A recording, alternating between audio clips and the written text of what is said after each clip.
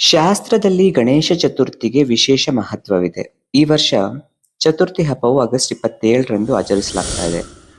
ಅದೇ ರೀತಿ ಈ ಬಾರಿಯ ಚತುರ್ಥಿಯಂದು 6 ಅಪರೂಪದ ಯೋಗಗಳು ರೂಪುಗೊಳ್ಳಲಿದೆ. ಈ ದಿನದಂದು ರವಿಯೋಗ ಮತ್ತು ಶುಭ ಯೋಗದ ಹೊರತಾಗಿ ಸೂರ್ಯ ತನ್ನದೇ ಆದ ರಾಶಿ ಸಿಂಹದಲ್ಲಿರುವುದರಿಂದ ಆದಿತ್ಯ ಯೋಗ ರೂಪುಗೊಳ್ಳುತ್ತದೆ. ಅದೇ ಸಮಯದಲ್ಲಿ ಕನ್ಯಾ ರಾಶಿಯಲ್ಲಿ ಚಂದ್ರ ಮತ್ತು ಮಂಗಳನ ಸಂಯೋಗವಿರುತ್ತದೆ. ಇದು ಧನ ಯೋಗವನ್ನು ಸೃಷ್ಟಿಸುತ್ತದೆ. ಇನ್ನು ಕರ್ಕಾಟಕದಲ್ಲಿ ಬುಧ ಮತ್ತು ಶುಕ್ರನ ಸಂಯೋಗವು ಲಕ್ಷ್ಮೀನಾರಾಯಣ ಯೋಗವನ್ನು ಸೃಷ್ಟಿಸುತ್ತದೆ ಮತ್ತು ಗುರು ಚಂದ್ರನು ಕೇಂದ್ರದಲ್ಲಿ ಬರ್ತಾರೆ. ಇದು ಗಜಕೇಸರಿ ಯೋಗವನ್ನು ಸೃಷ್ಟಿಸುತ್ತದೆ. ಗಣೇಶ ಚತುರ್ಥಿಯಂದು ಈ 6 ಯೋಗಗಳು ಮಿಥುನ, ಕರ್ಕಾಟಕ ಸೇರಿದಂತೆ 5 ರಾಶಿಗಳಿಗೆ ವಿಶೇಷ ಪ್ರಯೋಜನವನ್ನು ನೀಡಬಹುದು. ಇವರ ಜೀವನದಲ್ಲಿ ಸಂತೋಷ, ಸಮೃದ್ಧಿ ಹೆಚ್ಚಾಗುವ ಸಾಧ್ಯತೆ ಇದೆ. ಹಾಗಾಗಿ ಗಣೇಶ ಚತುರ್ಥಿಯಂದು ಯಾವ ರಾಶಿಯವರು ಅನಿರೀಕ್ಷಿತ ಪ್ರಯೋಜನಗಳನ್ನು ಪಡಿಬಹುದು ಅಂತ ತಿಳಿಯೋಣ.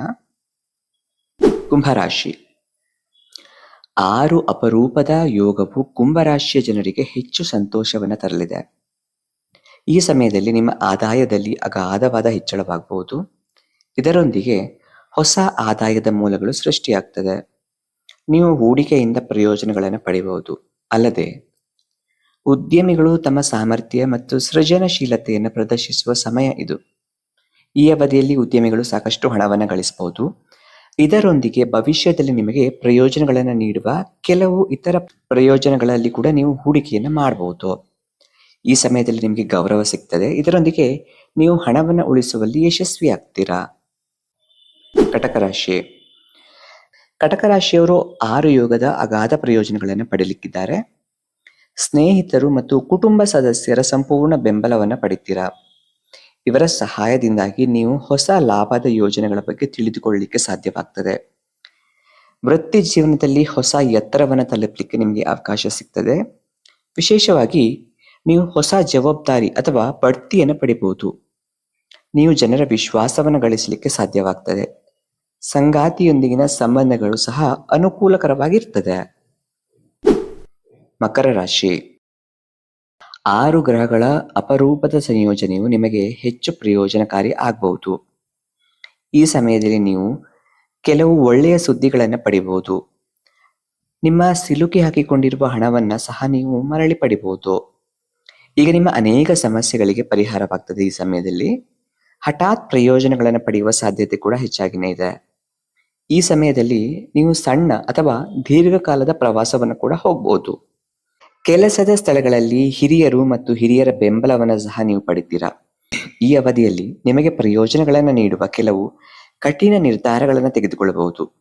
ಇದರ ಜೊತೆಗೆ ಕೆಲಸ ಮಾಡುವ ಜನರು ಈಗ ಕೆಲಸದ ಸಮಯದಲ್ಲಿ ಮೆಚ್ಚುಗೆಯನ್ನು ಕೂಡ ಪಡಿತೀರಾ. ಸಿಂಹರಾಶಿ. ಸಿಂಹರಾಶಿಯವರು ಗಣೇಶ ಚತುರ್ಥಿಯಂದು ಸಕಾರಾತ್ಮಕ ಫಲಿತಾಂಶವನ್ನು ಪಡೆಯುವ ಸಾಧ್ಯತೆ ಇದೆ. ನೀವು ಹೊಸ ಕೆಲಸಗಳನ್ನು ಪ್ರಾರಂಭಿಸುವ ಬಗ್ಗೆ ಯೋಚಿಸ್ತಾ ಇದ್ರೆ ಈ ಸಮಯ ನೀವು ಅದನ್ನು ಪ್ರಾರಂಭಿಸಬಹುದು. ಇದರ ಹೊರತಾಗಿಯೂ ಕೂಡ ನೀವು ಸರ್ಕಾರಿ ಸೇವೆಗಳಲ್ಲಿ ಉತ್ತಮ ಫಲಿತಾಂಶಗಳನ್ನು ಪಡಿಬಹುದು. ನೀವು ಸರ್ಕಾರಿ ಟೆಂಡರ್ಗಳನ್ನು ಪಡೆಯಲಿಕ್ಕೆ ಪ್ರಯತ್ನಿಸ್ತಾ ಇದ್ರೆ ಈ ಸಮಯದಲ್ಲಿ ನೀವು ಒಳ್ಳೆಯ ಸುದ್ದಿಯನ್ನು ಪಡಿತೀರಾ. ಕುಟುಂಬದಲ್ಲಿ ನೀವು ತಂದೆ ಅಥವಾ ತಂದೆಯಂತಹ ಜನರ ಬೆಂಬಲ ಮತ್ತು ಸಹಕಾರವನ್ನು ಪಡಿತೀರಾ. ಸಂಗಾತಿಯೊಂದಿಗಿನ ಸಂಬಂಧಗಳು ಸಹ ಉತ್ತಮವಾಗಿರ್ತದೆ ಈ ಸಮಯದಲ್ಲಿ. ತುಲಾರಾಶಿ. 6 ಗ್ರಹಗಳ ಅಪರೂಪದ ಸಂಯೋಜನೆಯು ತುಲಾ ರಾಶಿಯವರಿಗೆ ಸಕಾರಾತ್ಮಕ ಬದಲಾವಣೆಯನ್ನು ತರಲಿದೆ. ಈ ಸಮಯದಲ್ಲಿ ನಿಮ್ಮ ಆರೋಗ್ಯವು ಉತ್ತಮವಾಗಿರ್ತದೆ. ಅಲ್ಲದೆ ವಿವಾಹಿತರ ವೈವಾಹಿಕ ಜೀವನವು ಉತ್ತಮವಾಗಿರ್ತದೆ. ವಿವಾಹಿತ ತುಲಾ ರಾಶಿಯ ಜನರು ಉತ್ತಮ ವಿವಾಹ ಪ್ರಸ್ತಾವಗಳನ್ನು ಪಡೆಯಬಹುದು. ಆದರೆ ವೈವಾಹಿಕ ಜೀವನದಲ್ಲಿ ಪ್ರಣಯ ಮತ್ತು ಅದರ ಹೊಸ ಬಣ್ಣವನ್ನು ಕಾಣಬಹುದು. ವ್ಯವಹಾರದಲ್ಲಿ ಉತ್ತಮ ಆರ್ಥಿಕತೆ ಹಾಗೂ ಲಾಭಗಳು ಕಂಡು ಬರಬಹುದು. ಅಲ್ಲದೆ ಈ ಸಮಯದಲ್ಲಿ ಅದೃಷ್ಟ ನಿಮ್ಮನ್ನ ಬೆಂಬಲಿಸ್ತದೆ. ಬಾಕಿ ಇರುವ ಕೆಲಸಗಳೆಲ್ಲ ಪೂರ್ಣಗೊಳ್ಳುತ್ತದೆ. ನಿಮ್ಮ ಆತ್ಮವಿಶ್ವಾಸವು ಉತ್ತುಂಗದಲ್ಲಿರ್ತದೆ. ಈ ಸಮಯದಲ್ಲಿ ಜನರು ನಿಮ್ಮ ನಡವಳಿಕೆ ಮತ್ತು ಶೈಲಿ ಮತ್ತು ಸಿಹಿ ಸ್ವಭಾವಕ್ಕೆ ಅಂದ್ರೆ ಒಳ್ಳೆಯ ಸ್ವಭಾವಕ್ಕೆ ಆಕರ್ಷಿತರಾಗ್ತಾರೆ.